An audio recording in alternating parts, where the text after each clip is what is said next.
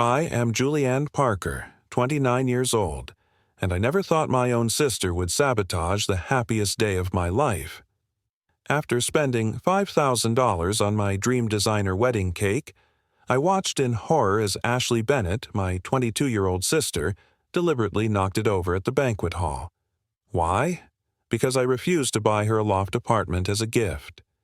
The crazy part was not even the cake disaster, but what happened afterward when I finally stopped enabling her lifelong entitlement. Before I continue this unbelievable story, drop a comment telling me what you would have done in my situation, and subscribe to hear more family drama stories that will make yours seem normal. Growing up with Ashley Bennett was like living with a ticking time bomb. The 7-year age gap between us created a natural division, but it was our folks' treatment that truly separated us. From the moment she was born, Ashley Bennett became the golden child, the baby who could do no wrong.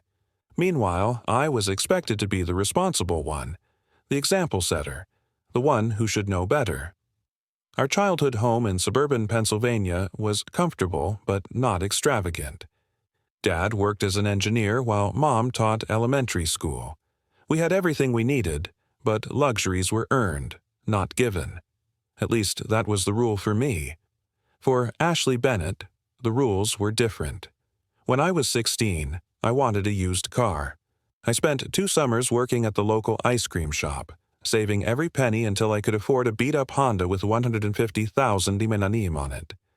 I felt proud driving that car, knowing I had earned it through my own hard work. When Ashley Bennett turned 16, our folks surprised her with a brand-new Volkswagen complete with a big red bow on top. No job required, no savings needed. When I expressed my confusion about the double standard, Mom simply said, "Ashley Bennett is more sensitive than you. She needs more support." This pattern continued throughout our lives. I worked multiple jobs to put myself through college, graduating with a business degree and only minimal student loans. Ashley Bennett started and stopped 3 different majors with our folks, covering her tuition, apartment, and living expenses each time. Your sister is still finding herself.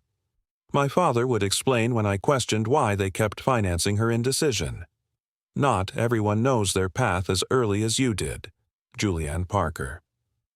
Despite the favoritism, I built a successful career in real estate. Through diligence and networking, I established myself as one of the top agents in our area by my mid-20s. I purchased my first home at 26, a milestone that brought me immense pride. Ashley Bennett, meanwhile, developed an expectation that everything should be handed to her. When she wanted a spring break trip to Cancun her sophomore year, she threw a tearful fit until our folks paid for it. When she admired a designer handbag in a mall window, it somehow appeared under the Christmas tree. Her approach to life became simple. Want, demand, receive. Our folks justified their behavior as keeping the peace. You know how Ashley Bennett gets when she is disappointed became their mantra, a phrase I would hear countless times throughout our lives. It was easier to give in than to weather the emotional storm that followed any denial.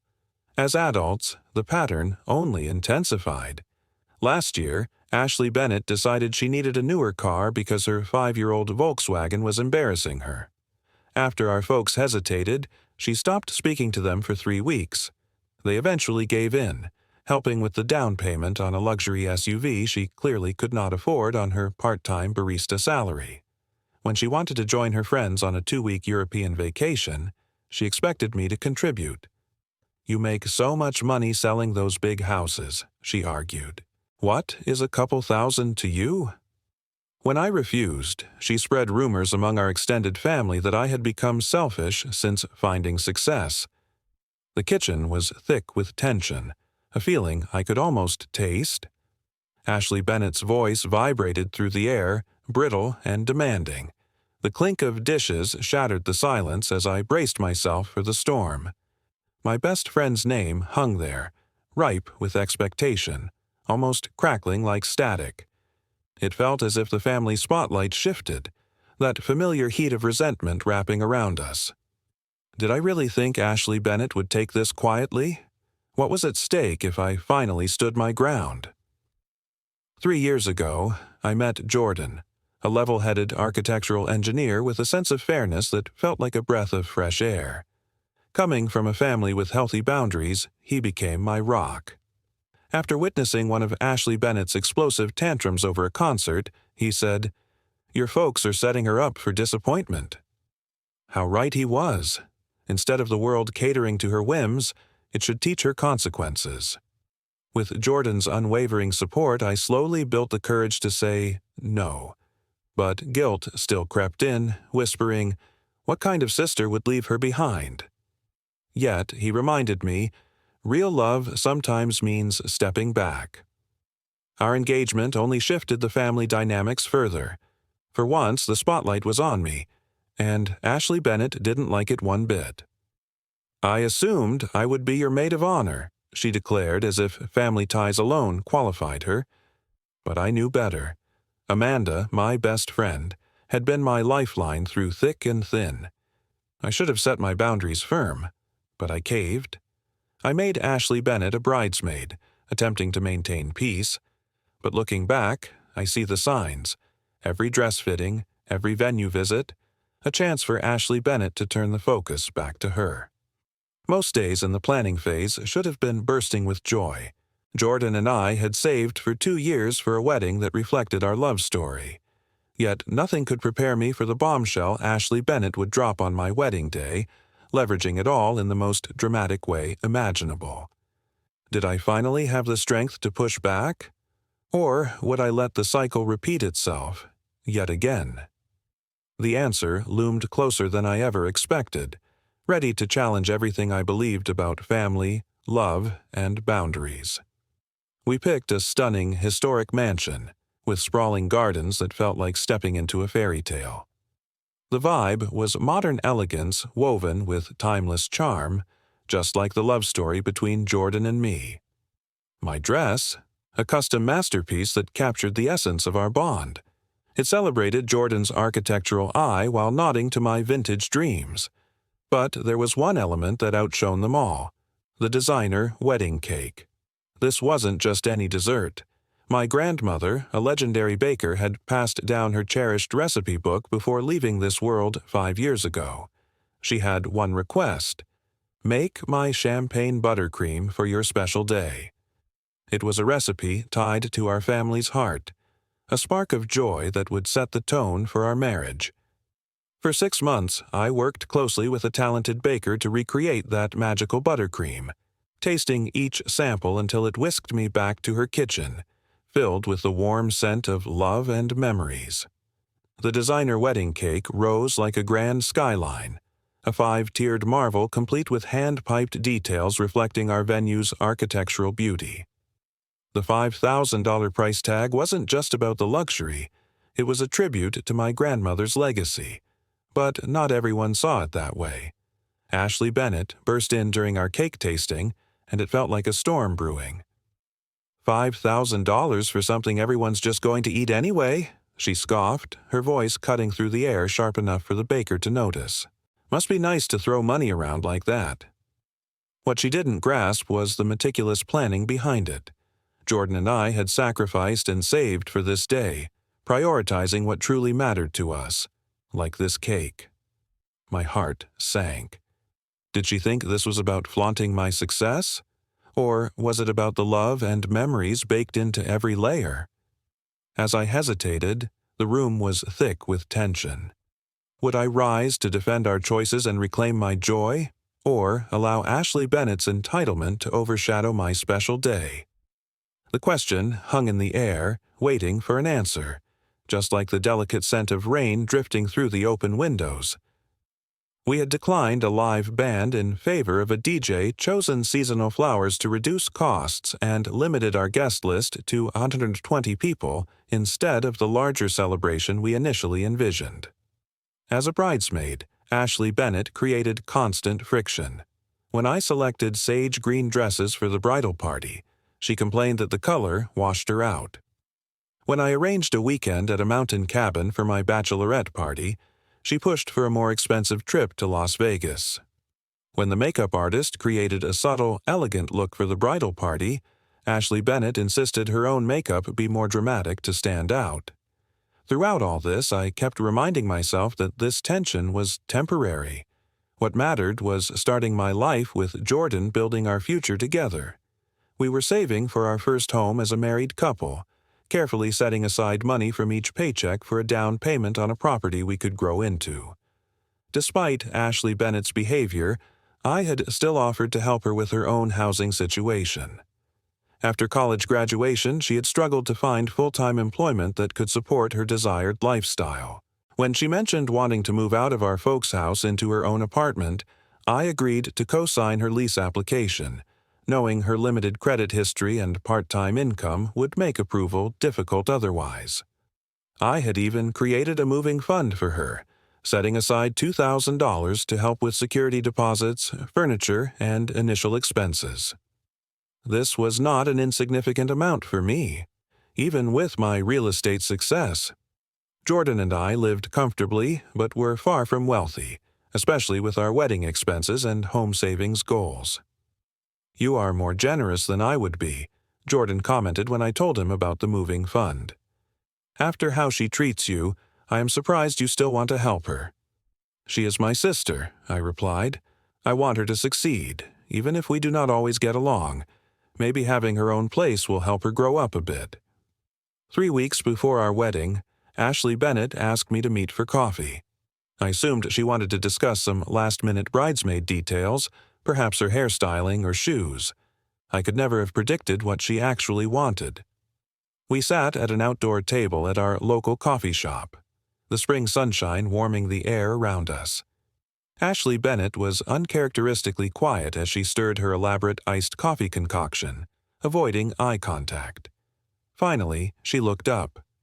"So, I have been thinking." She began, an expression of practiced casualness on her face.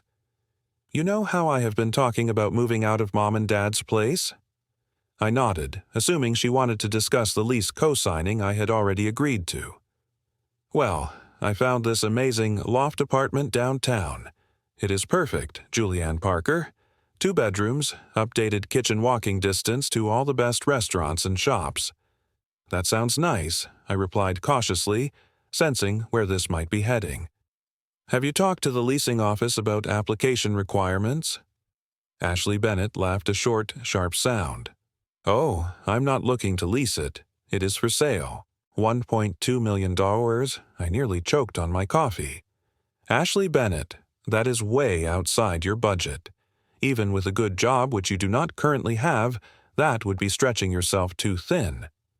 "That is the thing," she said, leaning forward with an intensity that immediately put me on guard. "I do not need it to be in my budget. You are a real estate agent. You make commission on million-dollar properties all the time. You and Jordan have all that money saved up." I sat in stunned silence. As she continued, "My birthday is coming up in 2 months. I want the loft apartment as my gift. You could buy it for me or at least cover the down payment, as an early birthday gift. An investment in my future." The audacity of her request left me speechless. She wanted me to use the money Jordan and I had saved for our future home to buy her a luxury loft apartment she had not worked for. The disconnect from reality was so profound, I wondered if she was joking. "Ashley Bennett," I said finally, keeping my voice calm, "and even that is not a reasonable request. Jordan and I have been saving for our own home. I am happy to help you find an affordable apartment and co-sign your lease as we discussed, but I cannot buy you a loft apartment." Her expression darkened instantly, the practice sweetness vanishing. "Why not? You make so much money selling houses. This would be nothing for you." "That is not true at all," I explained. "My commission is not pure profit.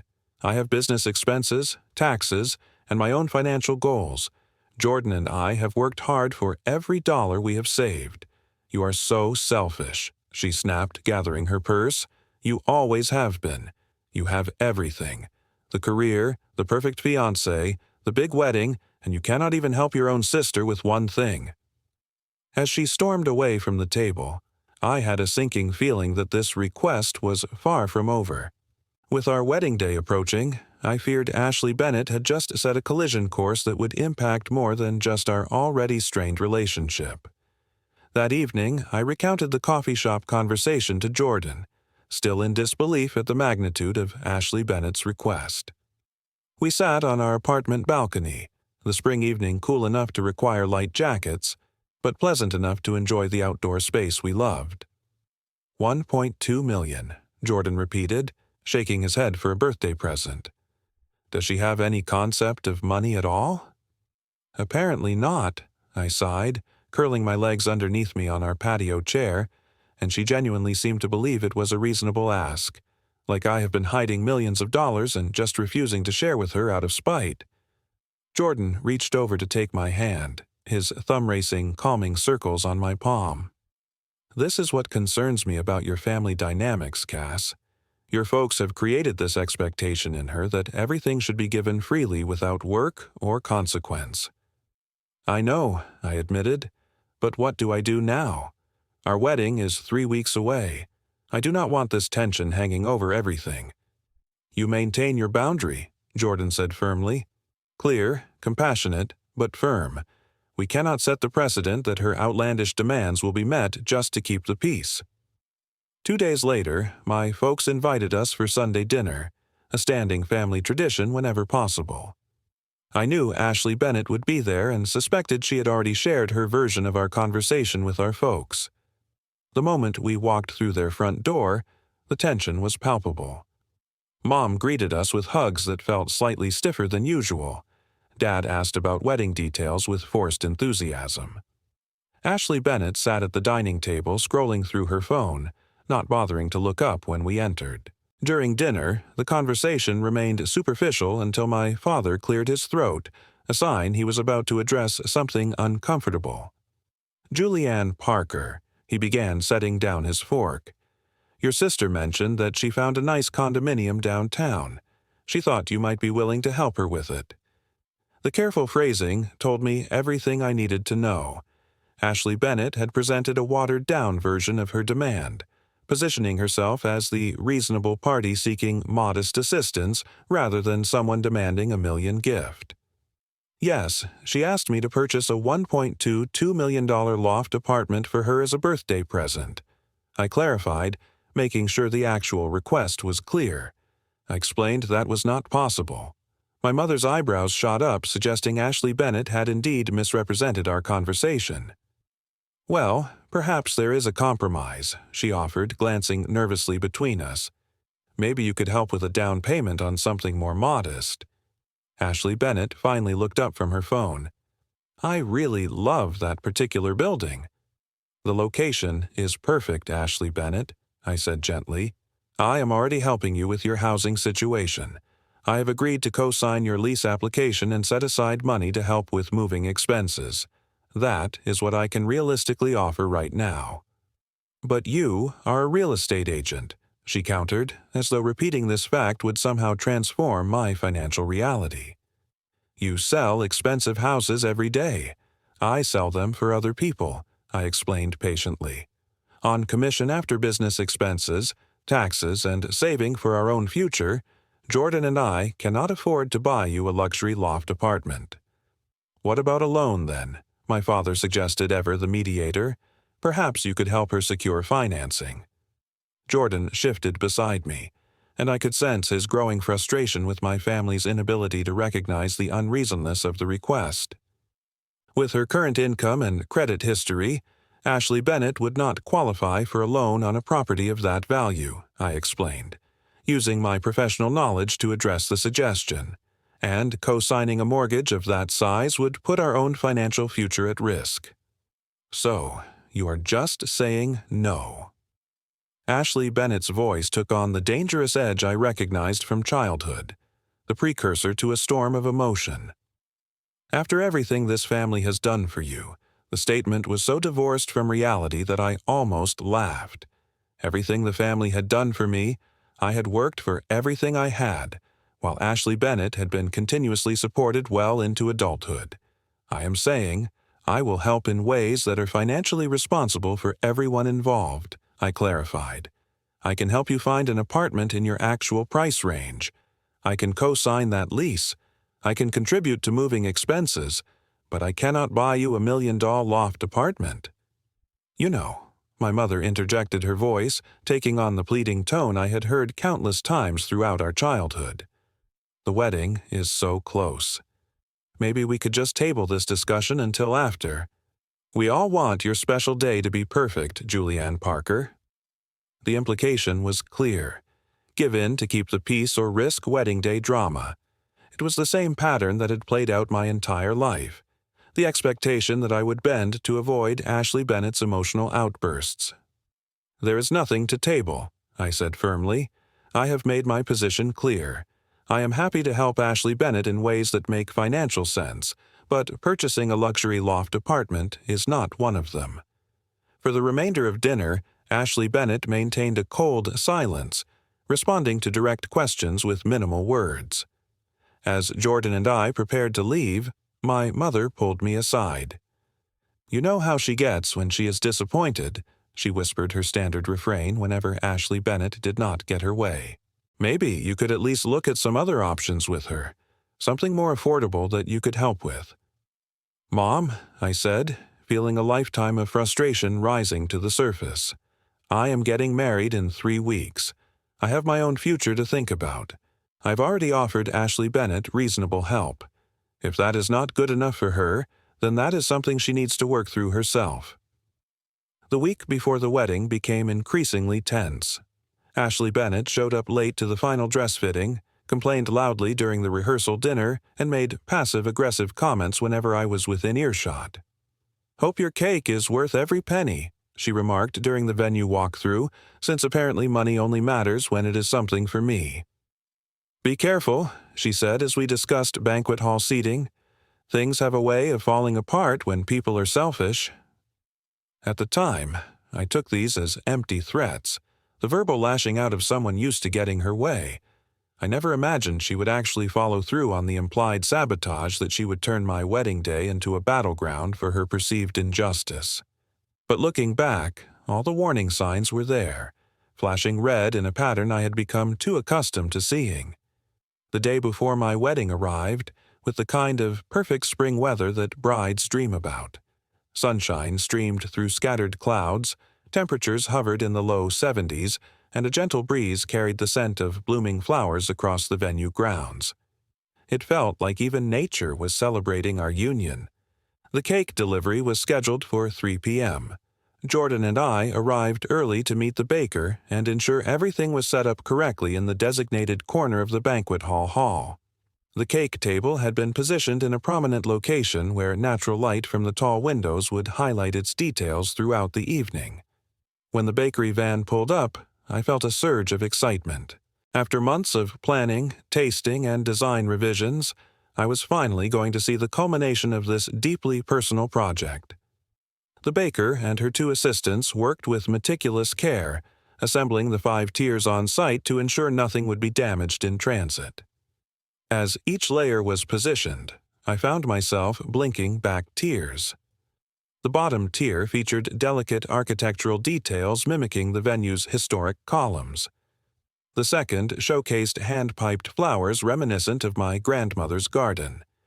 The third incorporated subtle musical notes, a nod to Jordan's passion for classical piano. The fourth displayed miniature books representing our shared love of literature. And the top tier, the most personal of all, featured 2 intertwined trees symbolizing our individual lives growing together into something stronger and more beautiful. "It is absolutely perfect," I whispered as the final decorative elements were added. "Better than I ever imagined." The baker smiled, clearly proud of her creation. "Your grandmother's champagne buttercream was a challenge to get exactly right, but I think we did it justice. She would be proud." But then, as the baker's assistants carefully rolled the cake into place, the golden sunlight flickered strangely, catching on a small, handwritten note taped to the cake box. Ashley Bennett's sprawling script was recognizable even from across the room. The scent of buttercream mingled with the sudden tightness in my chest. One glance, and the perfect moment unraveled. The note revealed that Ashley Bennett had secretly changed the cake design, claiming she deserved something special on my day.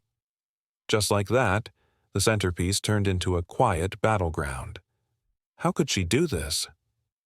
My heart raced as I felt the weight of years of family dynamics crashing down.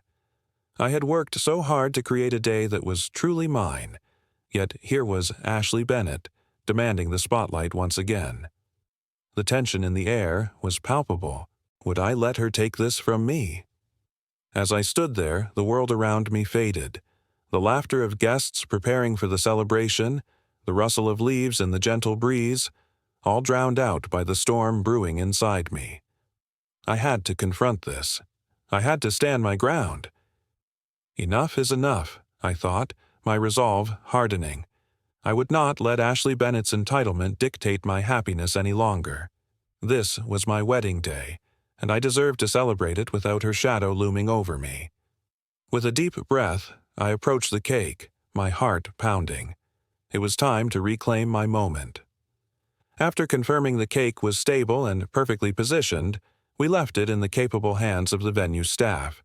They promised to keep it at the ideal temperature until the banquet hall.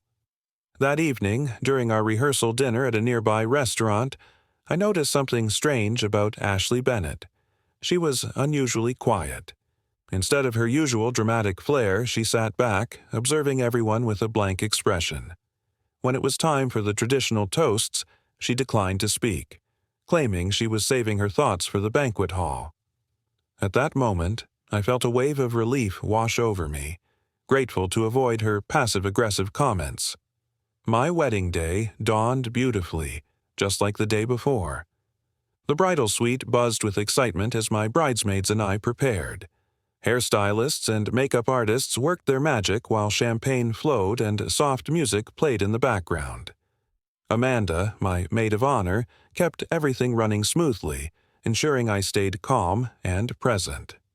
Then Ashley Bennett arrived right on time, which was unusual for her. She accepted her bridesmaid dress without a word, sat patiently through hair and makeup, and even complimented my appearance when I was finally ready. Her sudden cooperation made me hopeful. Maybe she had moved past her disappointment about the loft apartment. "You look really beautiful, Julianne," she said, her voice surprisingly warm. Today was going to be memorable for sure. The ceremony itself was everything I had dreamed. Walking down the aisle toward Jordan, seeing his eyes fill with tears as he caught sight of me, exchanging vows we had written for each other, it felt like pure magic. For those precious moments, family drama and tensions melted away, leaving only our love and commitment in sharp focus. But just as I adjusted my veil, laughter echoed from the hallway, a jarring contrast to the suite's calm. Someone burst in, face pale, clutching a discarded envelope. Inside was a letter written in Ashley Bennett's ornate script, not to me, but to our mother. It confessed a plan that would upend the day. The air thickened with shock, the scent of gardenias suddenly overwhelming, as every assumption about Ashley Bennett's motives shattered at once. What was she up to? My heart raced as I felt the weight of years of family dynamics crashing down. I had worked so hard to create a day that was truly mine, yet here was Ashley Bennett, demanding the spotlight once again. The tension in the air was palpable. Would I let her take this from me? As I stood there, the world around me faded. The laughter of guests preparing for the celebration, the rustle of leaves in the gentle breeze, all drowned out by the storm brewing inside me. I had to confront this. I had to stand my ground. Enough is enough, I thought, my resolve hardening. I would not let Ashley Bennett's entitlement dictate my happiness any longer. This was my wedding day, and I deserved to celebrate it without her shadow looming over me. With a deep breath, I approached the cake, my heart pounding. It was time to reclaim my moment. Everything was going perfectly, like a well-rehearsed play. The moment we stepped into the banquet hall as a newly married couple, applause erupted around us. Our first dance, a waltz we'd practiced for months, was flawless. Laughter and heartfelt speeches filled the air, and the dance floor buzzed with joy. But in the corner of my eye, the designer wedding cake stood tall, a masterpiece waiting to be admired.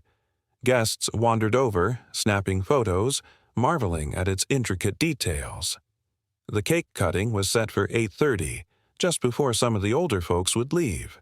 But at 8:15, I noticed Ashley Bennett, who had been dancing with one of Jordan's cousins. She excused herself and headed straight for the cake table. A chill ran down my spine. Something about her confident stride screamed trouble. Before I could react, she reached the cake. What happened next felt like slow motion. Ashley Bennett approached the table, glanced around to make sure eyes were on her, then bumped it with her hip. The beautiful 5-tier creation, a labor of love, wobbled once, twice, and then crash. It toppled forward, a cascade of buttercream and cake splattering across the hardwood floor. Silence fell over the room, a heavy blanket of shock. Pieces of my grandmother's cherished recipe, the hand-piped details, the symbols of our love, all lay in ruins. And there stood Ashley Bennett, a smirk tugging at her lips. "Oops," she said, her voice dripping with faux innocence. "Guess I should watch where I'm going." I froze, my mind racing. How could she do this? The laughter and music faded into a distant hum, replaced by the pounding of my heart. This was my day, my moment, and she was stealing it right before my eyes. Would I let her take this from me? The tension in the air was electric. I had fought so hard to create a day that was truly mine, yet here was Ashley Bennett, demanding the spotlight once again.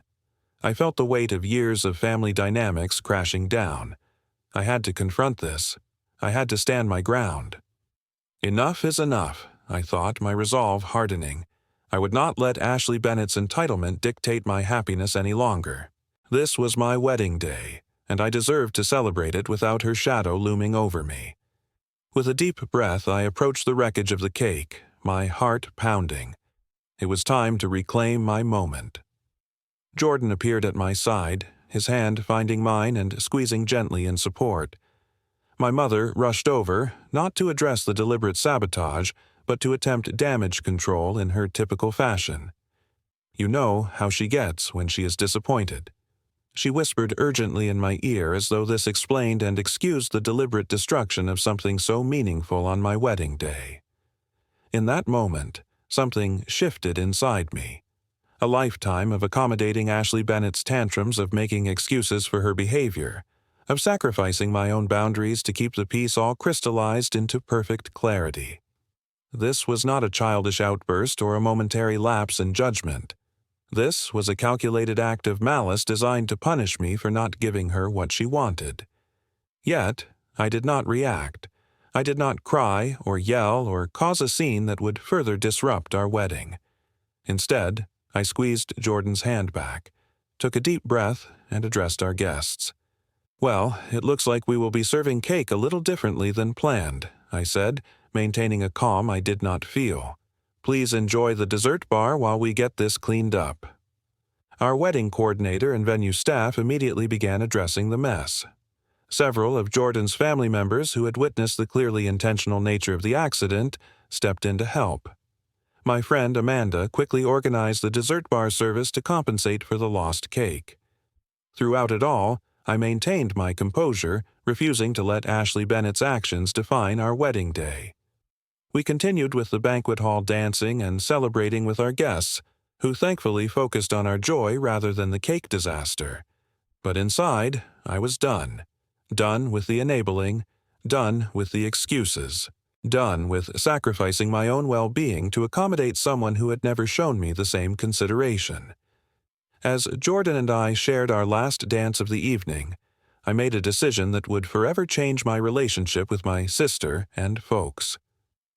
"I know that look," Jordan said softly as we swayed to the music. "You have reached your limit. Have not you?" I nodded against his shoulder. "There have to be consequences this time, real ones. Whatever you decide," he promised, "I am with you completely." As we left the banquet hall amid sparklers and well-wishes, I felt a strange sense of calm.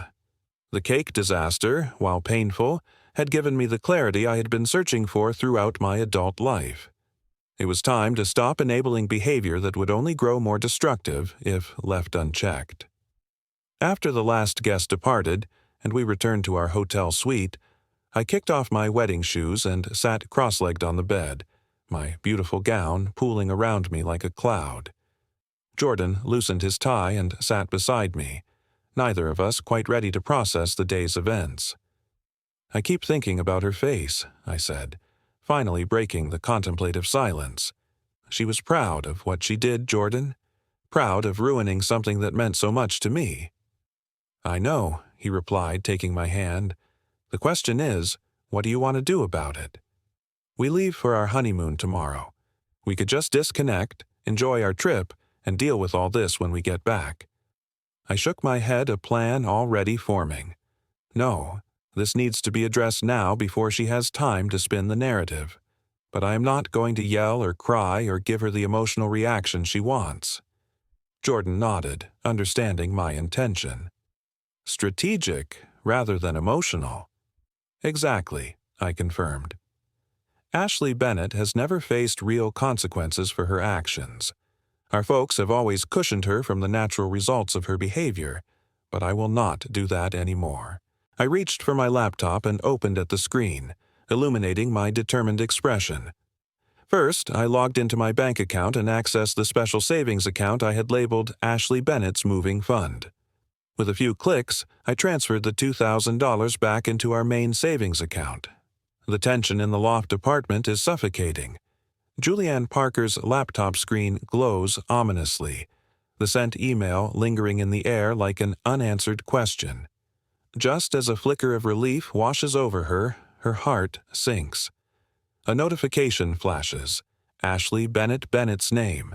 It's a forwarded approval email from the property manager. But here's the twist.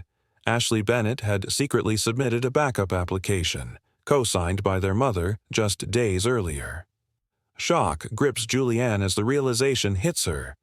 Ashley Bennett has been 2 steps ahead all along. The scent of rain seeps through the window, mixing with the palpable tension, each heartbeat echoing Julianne's sense of betrayal. Every fiber of her being screams for answers. If Ashley Bennett doesn't need her anymore, then what does that mean for their complicated sisterhood? Earlier, as the night of her wedding faded into memory, Julianne thought she was dealing with a cake disaster. But now, she sees it clearly. All those years of favoritism, of enabling Ashley Bennett's entitlement, what has it led to? Julianne's heart races. It's time for a change. The stakes have never felt higher. Drawing a deep breath, Julianne remembers her commitment to herself.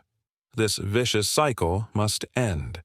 She remembers Jordan's soft words, urging her to keep her resolve. She clicks away at her laptop, drafting an email to the property management company to withdraw her co-signing offer.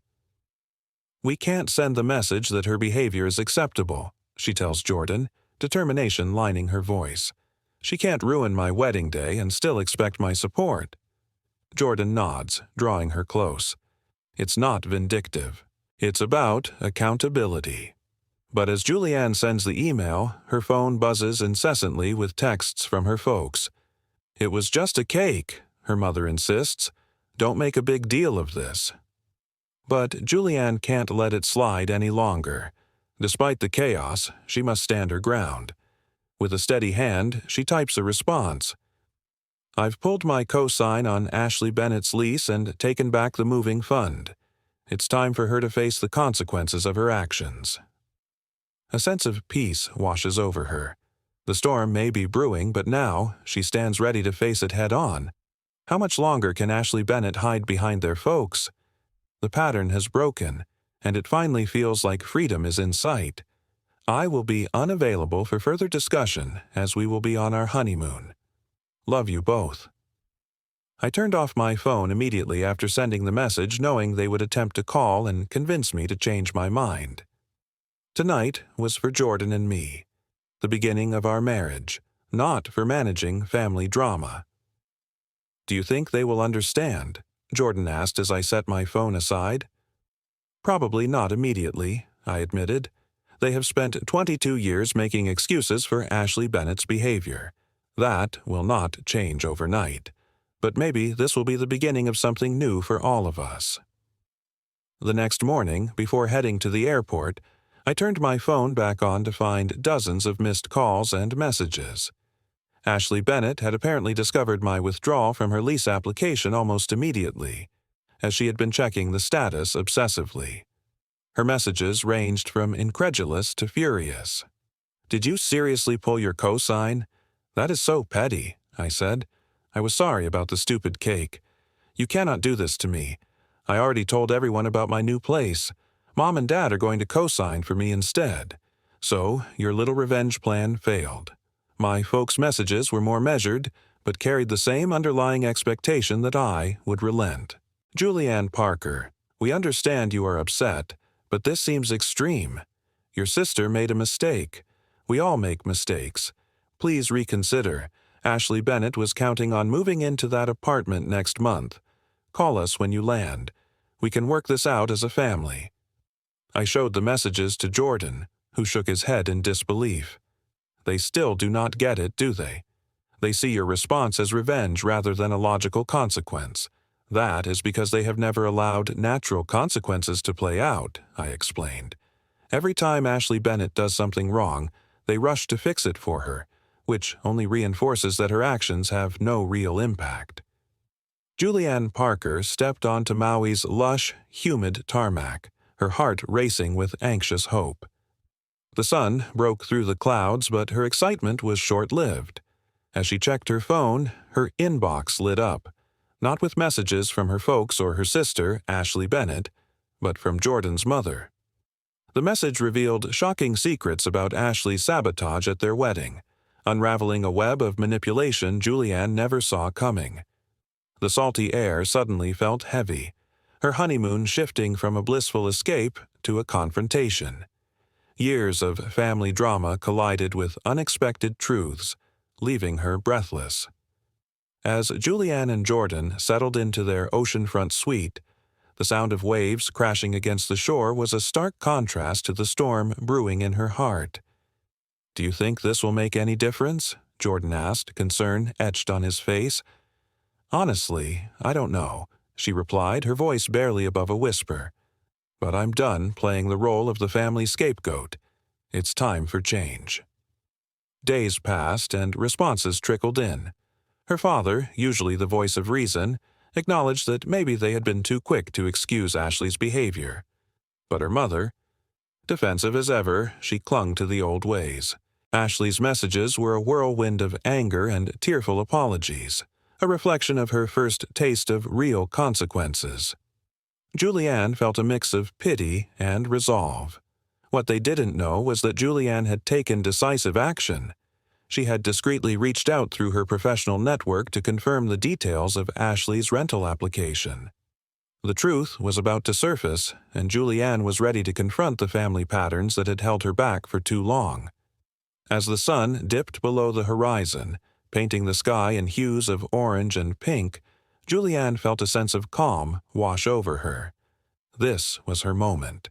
No more enabling, no more excuses, just the promise of a new beginning, one where she could finally prioritize her own happiness. Would her family understand? Would Ashley change? Only time would tell, but Julianne was ready to face whatever came next. What I uncovered sent a chill down my spine. Ashley had twisted the truth about her finances, claiming to earn nearly double what her part-time barista gig actually paid. She conveniently left out a mountain of debt, painting a picture of financial stability that was nothing but a mirage. This only solidified my resolve. My sister needed to confront her reality, not be bailed out yet again. Little did we know that reality was about to crash down in ways we never saw coming. Jordan and I were savoring a peaceful breakfast on our loft apartment balcony, the Hawaiian sunrise spilling vibrant oranges and pinks across the sky. Just as I took a sip of my coffee, my phone erupted with notifications. After 5 days of blissful quiet, only the occasional wedding photo from friends or belated congratulations from family, the sudden onslaught was jarring. "Something must have happened," I muttered, reluctantly reaching for my phone. 12 missed calls from Ashley, 8 from Mom, and even 3 from Dad. Jordan set his coffee cup down, concern etched on his face. "Do you want to check now or wait until our designated message time?" I sighed, feeling the peace of our morning slip away. "Might as well check now. If it's important enough for all of them to call repeatedly, we should know what's going on." The first voicemail was from Ashley, her voice a frantic pitch that sent alarm bells ringing. "Julianne Parker, call me back right now. They rejected my application. The apartment complex said they can't approve me without a cosigner. You have to fix this." The second message, left just 20 minutes later, was even more desperate. "They did a credit check. They found out about my credit cards. How did they find those? I never put them on the application. Call me back." Then came Mom's voice, predictably soothing. "Honey, your sister is having a meltdown. The apartment complex rejected her application." As I listened, a storm brewed inside me. How many times had I been the one to pick up the pieces? How many times had I enabled Ashley's entitlement? The scent of rain lingered in the air, a reminder that change was coming. I had to stand firm. This time, I wouldn't be the scapegoat. Would my family finally see the truth? Would Ashley learn from this? Only time would tell, but I was ready to confront the chaos head on. "I know you're on your honeymoon, but could you please call the leasing office and sort this out? You know how important this move is to her." I scrolled through the remaining messages, each one more urgent than the last, until I reached one from my dad that caught my attention. "Julianne Parker, this is bigger than the apartment. The University Housing Office sent Ashley Bennett a notice about her campus apartment, too. Something about unpaid rent from last semester. They're threatening collections. Please call when you can." The final message from Ashley Bennett, left at exactly 10:30 that morning, was a heart-wrenching mix of sobs and broken sentences. "They're going to evict me. Student loans, credit score ruined, nowhere to go. All your fault." I set the phone down, meeting Jordan's questioning gaze. "Looks like reality is catching up with Ashley Bennett all at once," I explained, summarizing the messages. "So, the apartment rejection triggered a cascade of other financial issues?" he asked. I nodded, piecing together the situation from the fragmented information.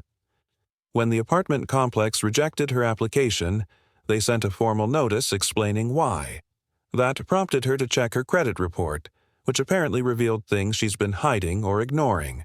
And, simultaneously, it seems the University Housing Office has sent her some kind of notice about unpaid rent. "What are you going to do?" Jordan asked, not pushing in either direction but offering his support, whatever I decided. I considered the situation carefully. "I think I need to get the facts before responding.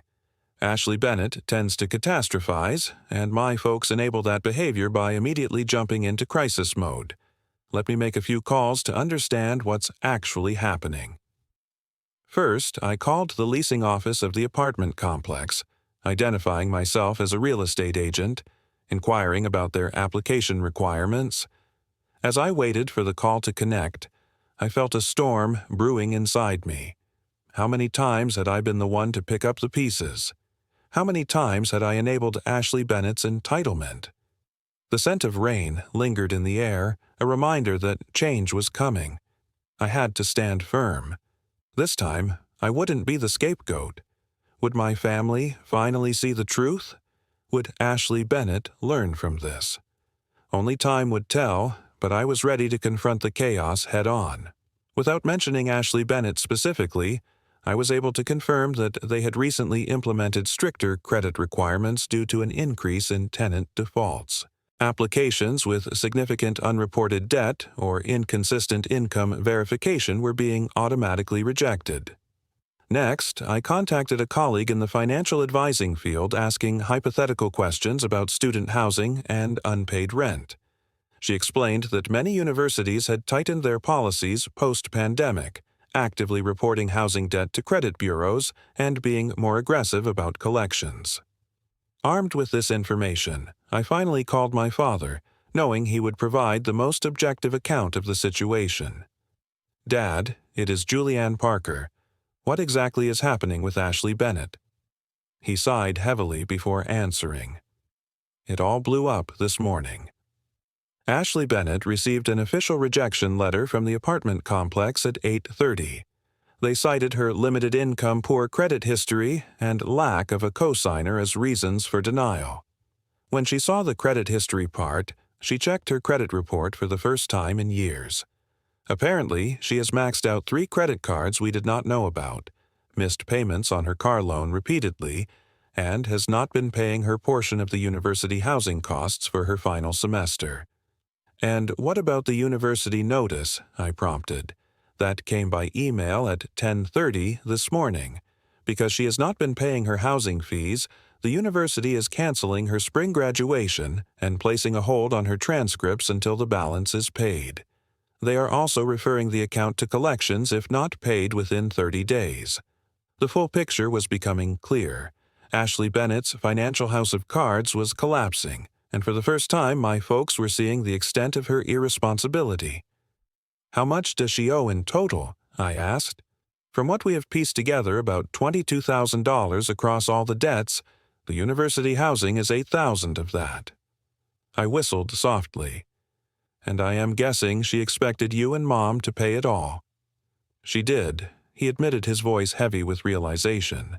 "And, honestly, your mother wanted to. She was already talking about taking a loan against her retirement account.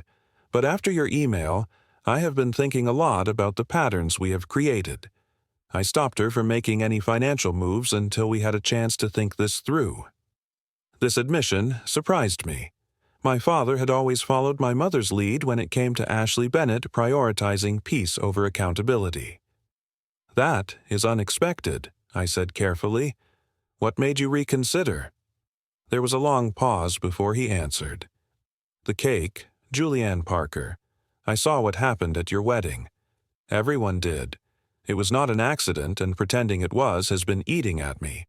When you called us out on our enabling behavior, it hit home harder than you know." His words brought unexpected tears to my eyes. "So, what happens now?" I asked. "Your mother and I are meeting with Ashley Bennett this evening to discuss options. She wants us to pay everything off and co-sign her new lease application.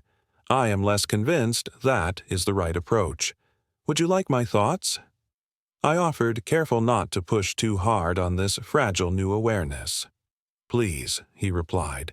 "You have always had a clearer perspective on these dynamics than either of us." I took a deep breath, organizing my thoughts. I think Ashley Bennett needs a path forward that includes both support and accountability. Paying off all her debts without any responsibility on her part would just reinforce the pattern. But leaving her completely on her own might be too overwhelming for her to manage, given that she has never had to face consequences before. "What would that middle path look like?" he asked. "It could involve conditions," I suggested. "Maybe you help with the university housing debt so she can graduate, but only if she attends financial literacy classes. Maybe you help her find a more affordable apartment, but require her to maintain full-time employment. Maybe you help restructure her credit card debt, but have her meet with a financial advisor monthly to stay on track." "Conditions," my father repeated as though testing out the concept. "That actually makes a lot of sense." After ending the call with my father, I turned to Jordan, who had been giving me privacy while remaining supportively nearby. "It sounds like this might be a turning point for your family," he observed. Maybe I agreed cautiously. "At least for my dad, Mom will be harder to convince, and Ashley Bennett will fight any solution that requires effort on her part. But it is a start." Later that evening, my father called again to update me on their family meeting. As expected, Ashley Bennett had initially rejected any solution that included conditions or personal responsibility. "I just need help this one time," she had insisted, according to my father. "Then I will get everything under control." My mother had backed her up, arguing that adding conditions would only stress Ashley Bennett further when she was already struggling. But for the first time, my father had stood firm. "We will help you with the university housing debt so you can graduate," he had told Ashley Bennett, "but only if you agree to financial counseling and find a full-time job within 30 days. For the other debts, we will help you create a payment plan, but you will be responsible for making the payments." Ashley Bennett had stormed out, slamming doors and declaring them the worst folks ever. But an hour later, she had returned with a different attitude. She asked what kind of job she could get with her degree that would cover her expenses. My father reported a note of pride in his voice. It was the first practical question she has asked in years. "That is huge," I acknowledged. "Did you discuss the apartment situation?" "We did. We agreed that the luxury downtown apartment is completely off the table. She needs to find something within her actual budget. Your mother and I might help with the security deposit, but only after she has proven she can maintain steady employment for a few months." As I ended the call, I felt cautiously optimistic. One conversation would not undo a lifetime of unhealthy patterns, but it was a beginning. A crack in the foundation of enabling that had shaped our family dynamics for so long. "Do you think it will last?" Jordan asked as we prepared for a sunset dinner cruise, our honeymoon continuing, despite the family drama unfolding thousands of miles away. "I do not know," I admitted. Change is hard, especially when it challenges such established roles, but I think seeing the full extent of Ashley Bennett's financial irresponsibility was a wake-up call, especially for my dad, and my refusal to swoop in and fix everything might have given him permission to step back as well. "And Ashley Bennett," he prompted, "do you think she can change?" I considered the question carefully. I think she has the capacity to, yes, but it will depend on whether she can push through the initial discomfort of being responsible for herself. If my folks stay firm with their boundaries, she might surprise us all. As we watched the Hawaiian sunset paint the sky in brilliant colors, I felt a sense of peace settling over me. Whatever happened with my family moving forward, I had broken my own participation in the unhealthy cycle. I had chosen truth over pretense, accountability over enabling, and in doing so perhaps opened the door for genuine healing to begin. 6 months after our wedding, Jordan and I hosted a small dinner party in our new home, a modest but charming 3-bedroom house we had purchased shortly after returning from our honeymoon. The gathering marked several milestones: our half-year anniversary, our home purchase, and, most surprisingly, a new chapter in my family relationships. The scent of cinnamon wafted through the air, triggering a flashback for Julianne Parker. She could see herself as a kid, kneading dough beside her mother. Sunbeams danced through flour dust, laughter filled the kitchen. But then there was Ashley Bennett, her sister, bursting in, demanding an extra slice. Their mother always obliged, and a familiar resentment flickered within Julianne. She longed for recognition, always pushed aside in favor of Ashley's endless demands. Ashley, with her dramatic flair, would scream in delight at every gift, while Julianne's heart ached in silence. Those moments echoed like shadows, haunting her even as she tried to forge her own path. Fast forward to 6 months later, Julianne sat at her dining table. Set for 6, her folks, Ashley and Ashley's new boyfriend Mark, gathered around. The atmosphere buzzed with a strange, hopeful warmth. "The house is lovely, Julianne Parker," her mother said, genuine pride in her voice. Julianne served the main course, a recipe they perfected together, feeling the warmth of her mother's smile settle over her like a blanket. "Thanks, Mom," she replied, navigating this uncharted territory of newfound boundaries. "I'm saving," Ashley chimed in, a smile lighting up her face. "Mark here saw me dance with joy when I hit my first emergency fund goal last month." Mark, kind-eyed and thoughtful, nodded, clearly smitten. The journey to this moment had been anything but smooth. Family dynamics had shifted after the financial revelations that threatened to unravel everything. It took resilience. Her father had stood firm, maintaining boundaries that had challenged Ashley's entitlement. After navigating her tantrums, Ashley had surprisingly embraced change, thanks to financial counseling and a genuine desire to learn. She landed a marketing job, moved into a cozy loft apartment with a roommate, and began piecing her life back together. All the struggles, all the pain, were melting away, creating room for laughter and connection. Julianne looked around the table, feeling a warmth radiate from her heart. The past was still there, but now it was intertwined with hope. Could this be the beginning of something beautiful? A new chapter in their family saga? Only time would tell, but as the evening unfolded, filled with laughter and shared stories, Julianne felt a shift within her, a sense that she had finally stepped out from the shadows of her sister, ready to claim her space in the light. The kitchen fell into a rare, charged silence. Only the hum of the refrigerator cut through the weight of confessions. Julianne Parker's grip on her coffee mug tightened, knuckles whitening as Ashley Bennett's admission hung between them. Did anything really change, or was this just another fleeting moment of honesty? Julianne opened her mouth, hesitated, then asked, voice barely above a whisper, "So, what do we do now?" They had always treated Ashley like she was fragile, but now Julianne could see the strength beneath her sister's surface. Ashley looked down at her hands, a flush coloring her cheeks. "I wasn't exactly encouraging you to see me any other way," she admitted. "I liked being the center of attention, having everyone jump to fix my problems. It was easier than doing the work myself." Julianne felt a mix of surprise and hope. The honesty in Ashley's words reflected a self-awareness she had never witnessed before. The financial crisis had forced Ashley to confront herself in ways she had always avoided, prompting genuine growth. "The funny thing is," Ashley continued, "I'm actually happier now. There's something satisfying about solving your own problems, about earning what you have. I never understood that before because I never had to try." Julianne's mother chimed in, her voice soft yet firm. "We gave that to you, Julianne, by necessity because you were the oldest and more responsible. But we denied it to you, Ashley, which was unfair to both of you in different ways."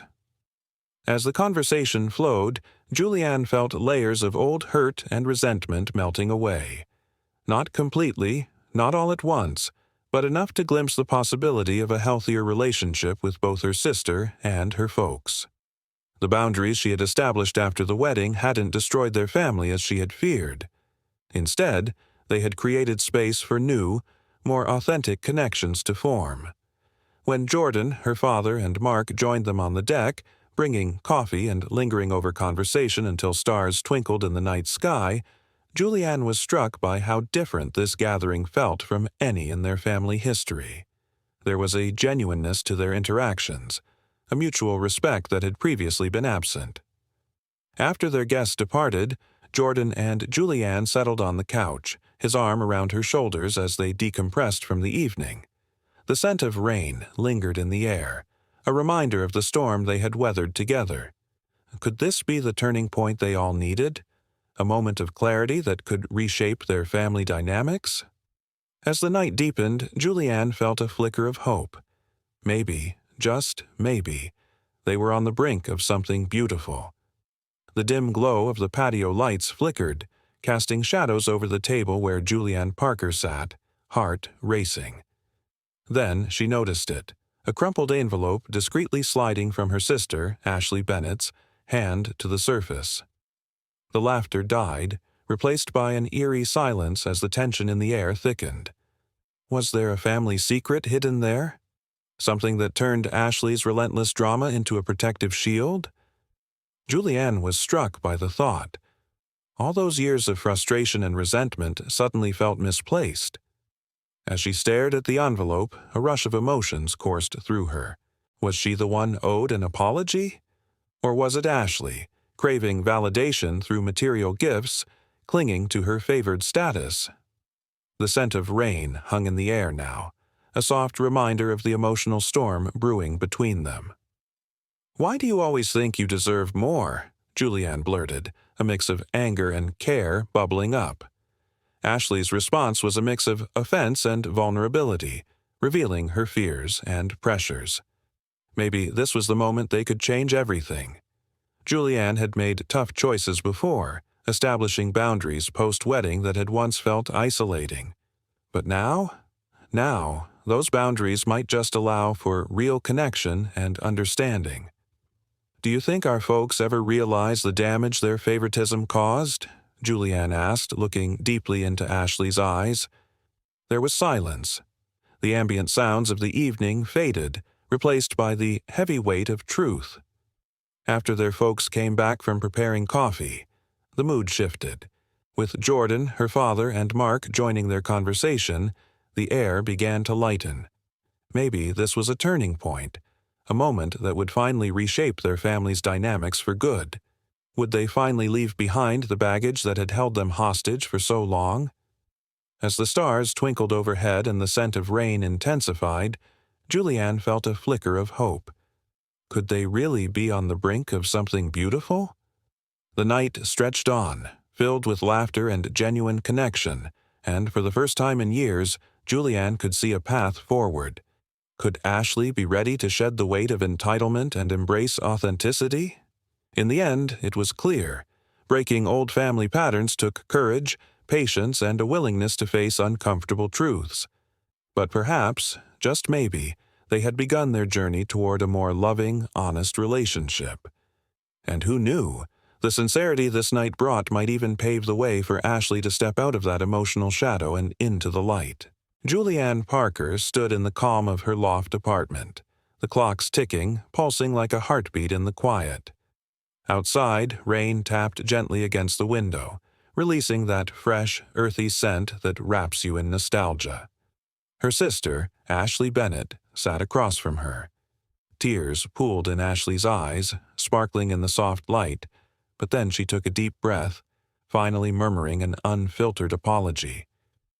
"Why do you always think you deserve more?" Julianne's voice cracked, laced with frustration and concern. Each word hung heavily in the air, amplifying the tension that threatened to boil over. What were they really fighting for? Was it Ashley's need for validation, or Julianne's yearning to break free from their family's toxic cycle? In the stillness, the weight of her question lingered, and all they could hear was the rustle of leaves outside. Memories of their childhood flashed in Julianne's mind, those moments overshadowed by favoritism. Suddenly, the possibility of change felt closer than ever. "Do you think our folks ever realize the damage their favoritism caused?" she probed, her gaze locking onto Ashley's. There was silence. An electric pause filled their space as if the universe itself held its breath. As their folks entered, the air began to lighten with laughter that felt rare and precious. Maybe tonight could be different. Could they finally break free from that emotional stranglehold? As the stars peeked through the clouds, Julianne sensed a tiny flame of hope ignite within her. Could Ashley let go of her entitlement and embrace who she truly was? What if this night could redirect their lives to something authentic and more nurturing? As genuine laughter echoed around them, Julianne realized the healing journey wasn't just about her, but about Ashley too. In the end,